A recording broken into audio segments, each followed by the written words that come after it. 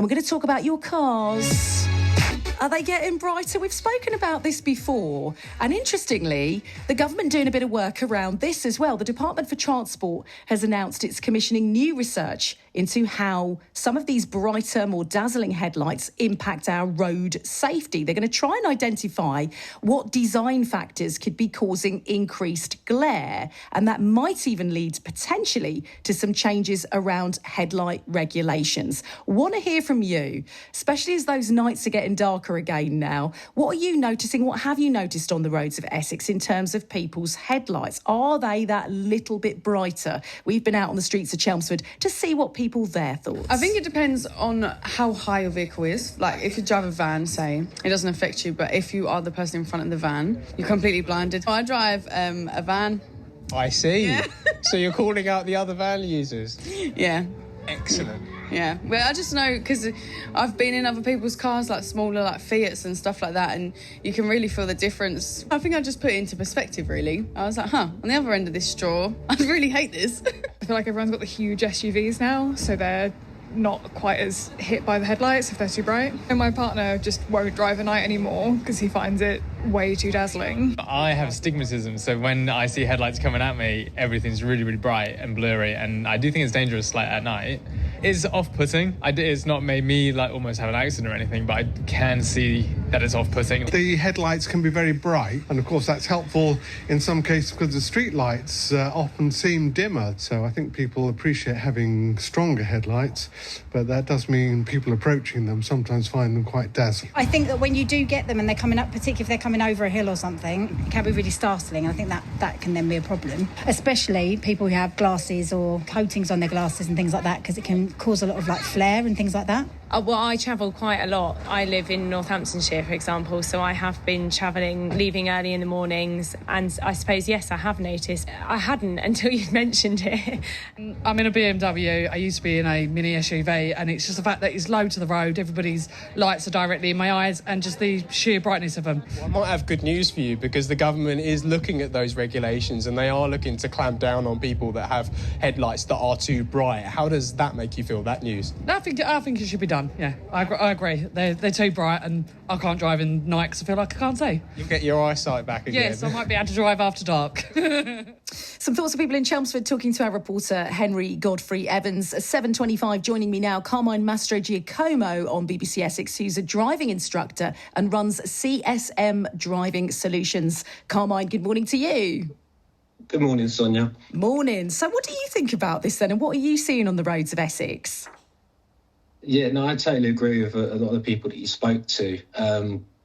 Where we tend to work with clients with full licence holders and help them improve on their confidence in driving. And what we found is one of the main concerns is that the headlights are just getting brighter and brighter.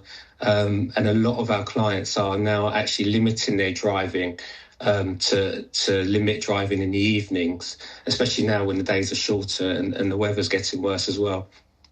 And why do you think they are getting brighter? Because interestingly, I had to have a headlight change recently, and they said, do you want to go for the extra bright? So is it they're sort of manufacturing brighter bulbs? Is it the way they're aligned or positioned, or maybe a bit of both? What's going on? Yeah, I think there's three things going on here, first of all. I think, firstly, I think with the new LED technology in the lamps and the xenon headlights, they're a lot more brighter than the old halogen ones. And it's great. It gives drivers a better view of the road when it's dark, but obviously that can also dazzle drivers. I also think the other issue is, again, someone mentioned it before we started, that the most popular car that's sold in the UK are SUVs. And obviously, because they've got a higher seating position, the headlights are mounted higher. So anyone driving at a slightly lower position or in a smaller car, that headlight beam is going to be directly into their eyes. Yeah, that's what I was wondering, because obviously I don't drive an SUV, but I was thinking actually the trend is for a lot of people to be slightly higher up in the cars now, aren't they? So by default, the headlights are going to be that little bit higher, aren't they? Absolutely. And also there's the one thing that a lot of people tend to miss out. It's the driver's aid and the car tech that we have in cars now. So a lot of modern day cars come with something known as adaptive headlights, which should adapt the distance, the direction and the pattern of the headlights. But as we know, with all tech, it doesn't always work that well. And all it takes is for a sensor on the car or a radar of the car to be slightly out of sync, and it could be, putting out the wrong pattern of headlight when you're driving. I guess you then welcome the fact that the government's interested in this and maybe looking at some changes, just seeing what they can find out and potentially making some changes around this. I mean, whether or not it'll make a difference, I don't know. But I suppose welcome that they're at least looking into this. Sure, absolutely. And look, it all starts with the research. They need to find out what they can do. Can they change the pattern of the headlights when they're being used? And maybe different technologies as well. Because, like I say, it's quite a big concern. And this is a concern from experienced drivers. We're not talking about new drivers here. We're talking about people that have been driving for many years. Yeah, well, let's see what happens, Carmine. Thanks very much for coming on. Carmine Mastrogiacomo talking to us on BBC Essex. Maybe you want to give your thoughts if you drive for a living. Obviously, Carmine is a driving instructor, so a lot of experience on the roads and teaching other people to drive. Maybe you're on the roads quite a lot for your commute, or you work on the roads, or you just want to talk about your experiences of getting from A to B in the car, when you've got the dark mornings and the dark afternoons and evenings, as we're soon going to be in the grip of.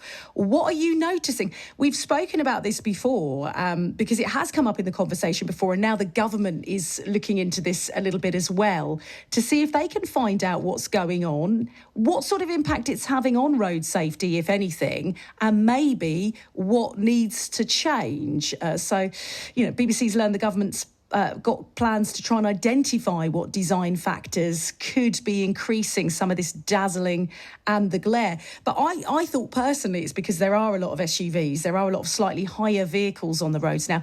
And Carmine's right, they do sort of auto-adjust the lights, don't they? I mean, mine, I just have it on an auto setting. I'm not in an SUV, but I've got it on an auto setting and I don't even need to switch the lights on. They just magically come on, which is incredible. But as Carmine said, some of that technology, as welcome as it is, isn't always 100% reliable, and it might let us down sometimes. So get in touch then with what you see on the roads, how it's affecting your driving, and when you go out driving as well. You can call 0800 111 40 41. We'll go to some of your messages as well after the news and the sport and the travel at 7:30.